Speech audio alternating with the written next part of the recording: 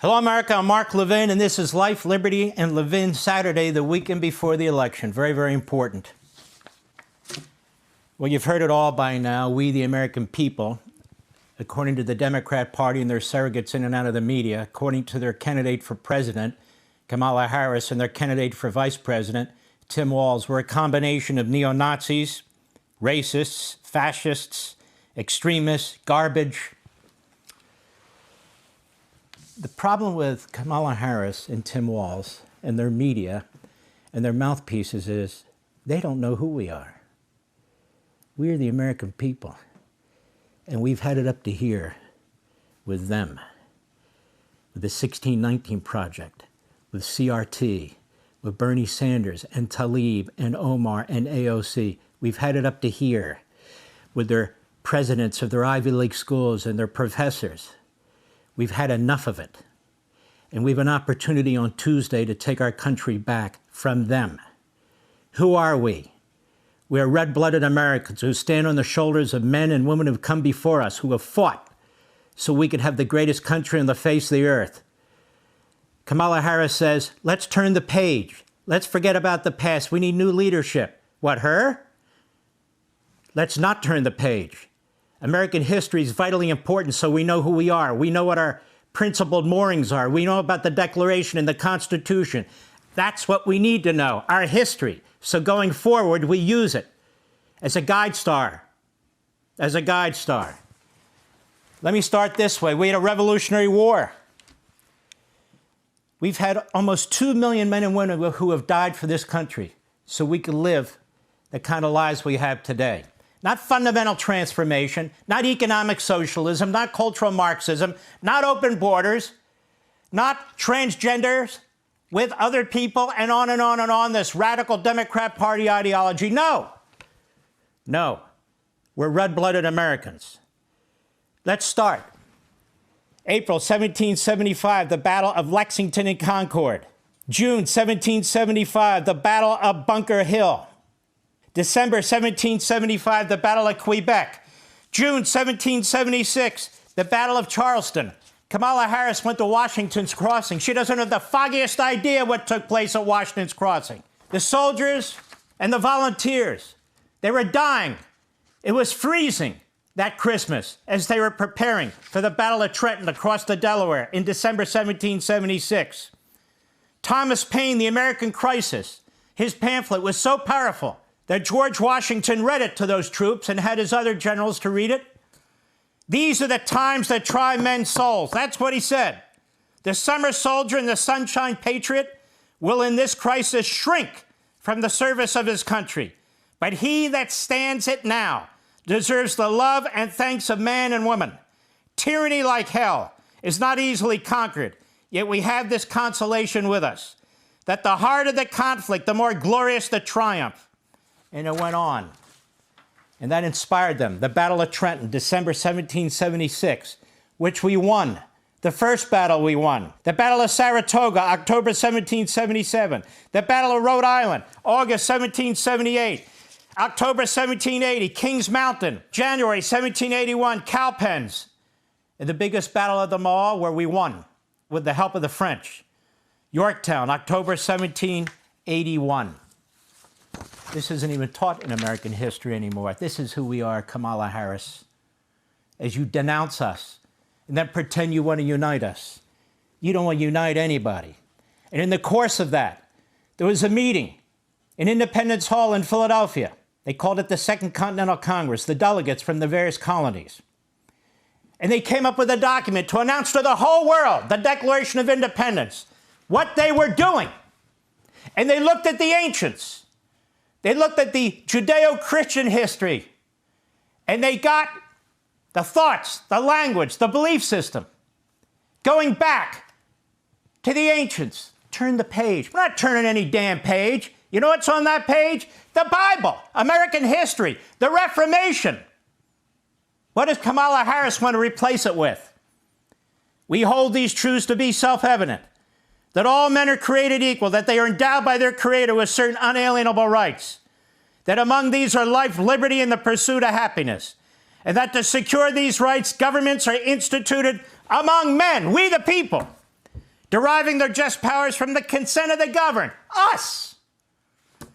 That whenever any form of government becomes destructive of these ends, it is the right of the people to alter or abolish it, or to throw them the hell out of office, and to institute new government, laying its foundation on such principles and organizing its powers in such form as to them shall seem most likely to affect their safety and happiness.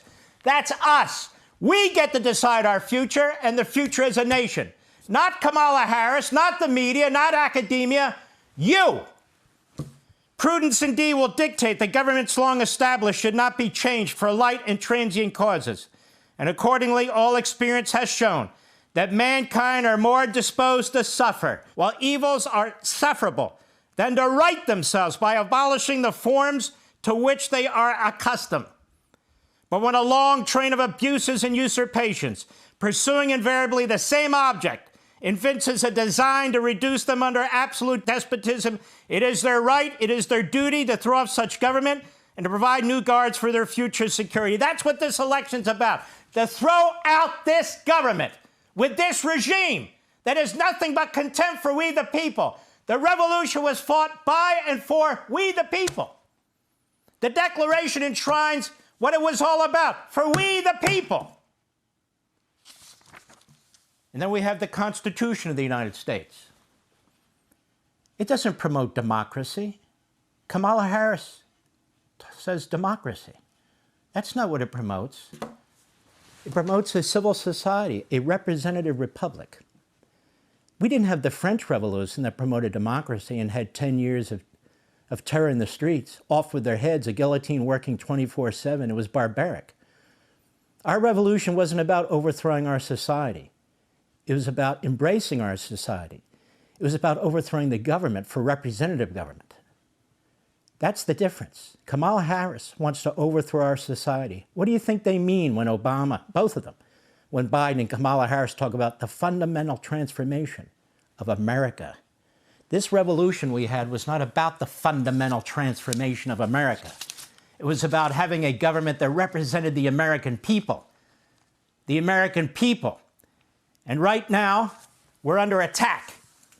I want to first talk about the Civil War. Another battle, I guess, of neo-Nazis, fascists, radicals, extremists, and garbage. Over 700,000 casualties. The only nation on the planet that had a civil war to abolish slavery. And it was the Democrats who started the war because they wanted to enshrine it forever. It was the Republicans who had to put it down.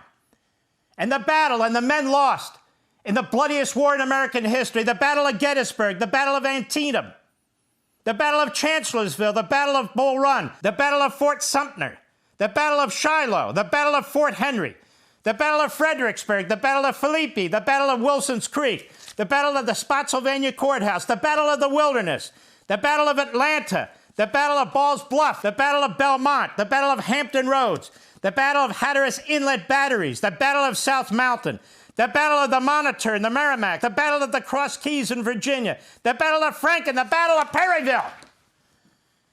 American red-blooded citizens, not neo-Nazis, not garbage.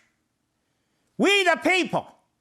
We the people, that's what this country exists for. Not the ruling class, not the Democrat Party, not the media, not academia, not these phony self-appointed elites and masterminds. This election is about us versus them.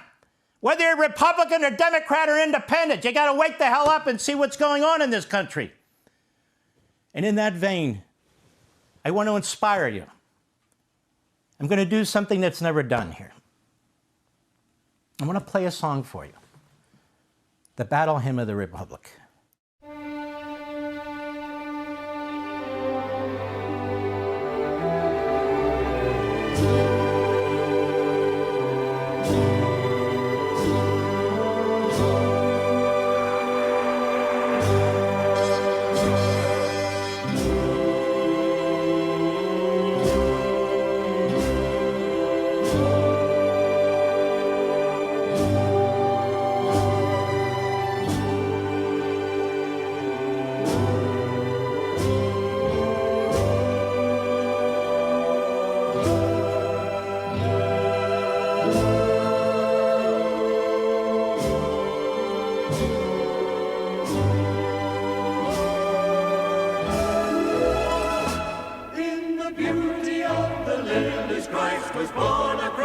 sea, with the glory in his bosom that transfigures you and me. As he died to make men holy, let us die to make men free, while God is marching on. Glory, glory, hallelujah. Glory, glory, hallelujah. Glory, glory, hallelujah. His truth is marching on. Glory, glory, hallelujah. Glory, glory, hallelujah. Glory, glory, hallelujah. His truth is marching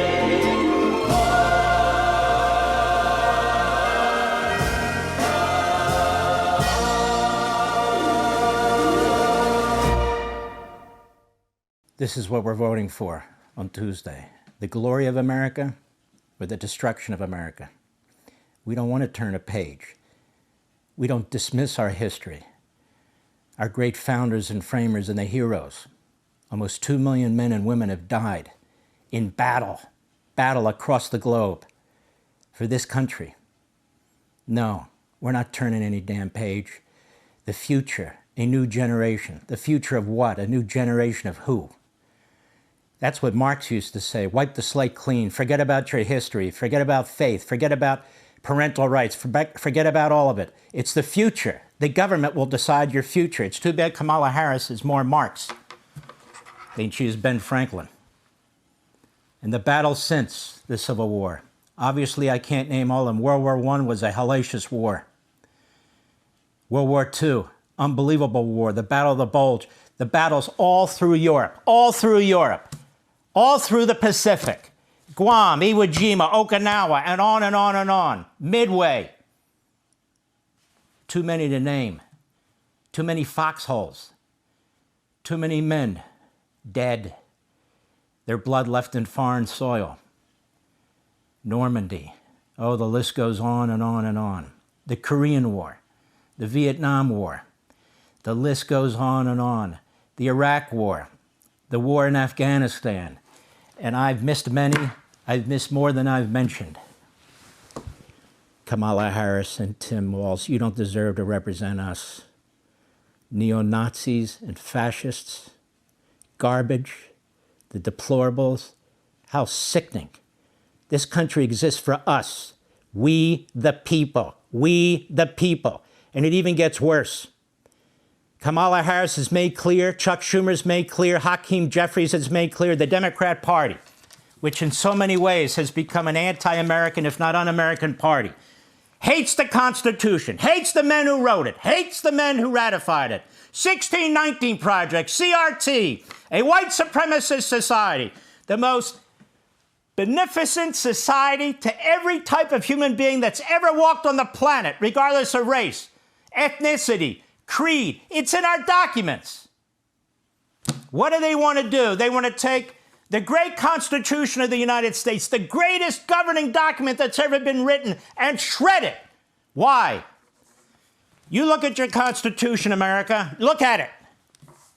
What's the key to your Constitution? What's the key to what the framers did?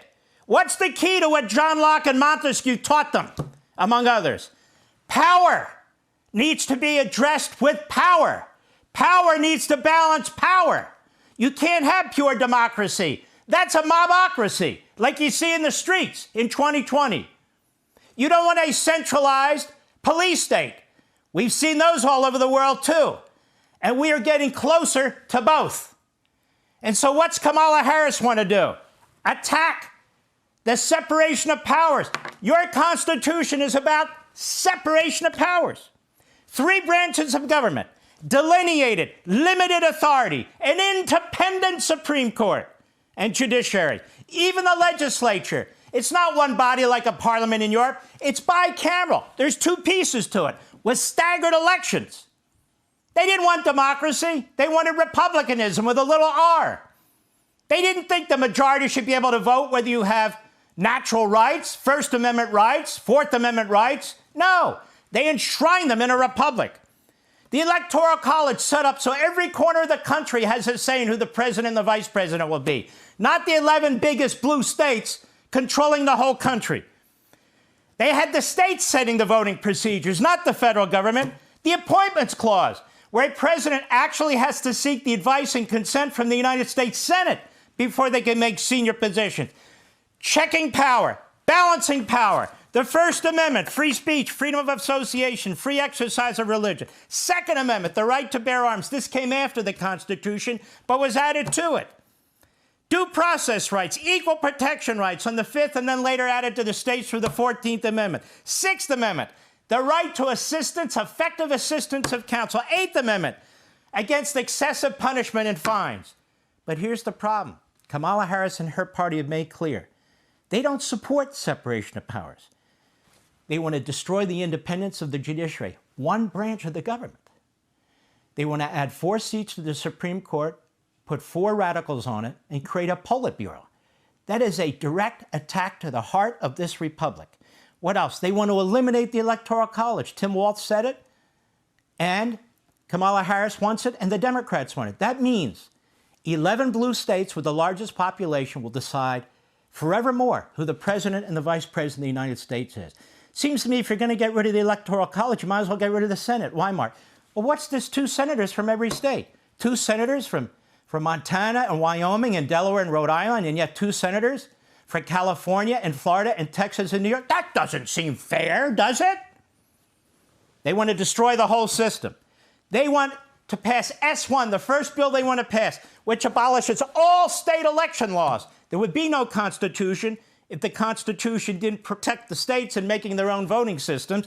They want to take California's rules and impose it on every corner of the country, including yours. The Appointments Clause, they violated it because they want to put Donald Trump in prison. They attack free speech under the First Amendment, freedom of association under the First Amendment, the free exercise of religion. Oh, I'm sorry. If you have a conscience problem with performing an abortion, we'll put a gun to your head. You're going to perform that abortion whether you like it or not. They're looking for ways to eliminate the right to bear arms, due process and equal protection under the 5th and 14th Amendments. They don't support it. That's why they like what happened in the Manhattan courtroom against Donald Trump. Assistance of counsel, they don't believe in that. Their judges forced the lawyers for Donald Trump to testify against Donald Trump. The 8th Amendment, excessive fines, we know about what took place in New York. Ronald Reagan used to say, we have a destiny. Which direction are we going to choose? What kind of a destiny are we going to choose for our children and grandchildren? Are we going to, in one election, destroy the entire history and nature of this country by turning the page? Is that what we're going to do? Are we going to allow people to get elected to office who despise our founding, the heroes of our history, who despise the principles that underlay this country, and most of all, despise we the people? Could they not be clear? Are we not going to take steps and come out en masse on Election Day and put an end to this right now, once and for all? Are we going to be another failed government and republic, like all those that have failed before? I'll be right back.